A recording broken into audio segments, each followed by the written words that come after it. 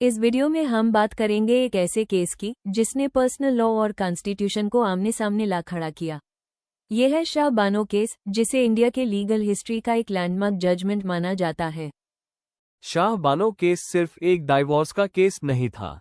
ये एक सवाल था, क्या कानून सबके लिए बराबर है और क्या पर्सनल लॉ एक औरत के बेसिक राइट से ऊपर हो सकता है। शाह बानो बेगम एक 62 साल की मुस्लिम महिला थी।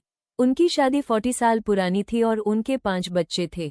1978 में उनके पति ने उन्हें ट्रिपल तलाक दे दिया और मेंटेनेंस देने से मना कर दिया।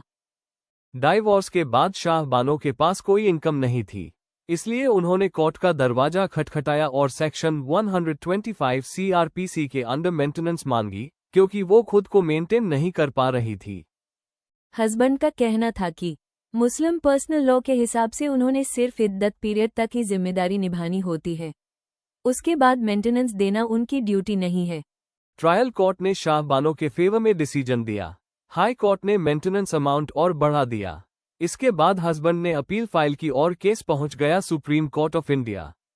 न्यायालय के समक्ष 2 प्रमुख प्रश्न थे। पहला, क्या तलाकशुदा मुस्लिम महिला को दंड प्रक्रिया संहिता की धारा 125 के अंतर्गत भरण पोषण प्राप्त हो सकता है, और दूसरा, क्या व्यक्तिगत विधि पर्सनल लॉ दंड प्रक्रिया संहिता पर प्रधानता प्राप्त कर सकती है। दंड प्रक्रिया संहिता की धारा 125 एक धर्मनिरपेक्ष प्रावधान है। इसका अर्थ है कि यह किसी एक धर्म विशेष के लिए नहीं बनाई गई है। इसका मुख्य उद्देश्य है गरीबी, भूख और बेघर होने की स्थिति से व्यक्तियों की रक्षा करना।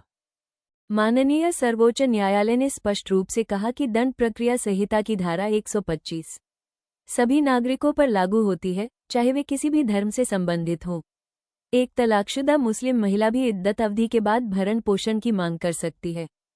न्यायालय ने यह अभिमत व्यक्त किया कि धारा 125 के अंतर्गत भरण पोषण सामाजिक न्याय का एक महत्वपूर्ण उपाय है। किसी महिला को केवल धर्म के आधार पर उसके मूल मानवीय सम्मान से वंचित नहीं किया जा सकता।